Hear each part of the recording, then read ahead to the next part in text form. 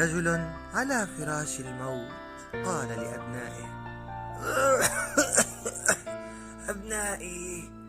نام يا أبي، نام يا أبي، نام يا أبي، نام يا أبي. إياكم أن تفترقوا وابقوا متحدين. أحمد، نام يا أبي، أحضر عودا واحدا وأكسره. حاضر يا أبي. أرأيتم يا أبنائي، العود الوحيد يسهل كسره، والآن أحضر مجموعة وحاول كسرها. أوكي دادي. ولكن أحمد استطاع كسر المجموعة وخرب الحكمة. أبنائي،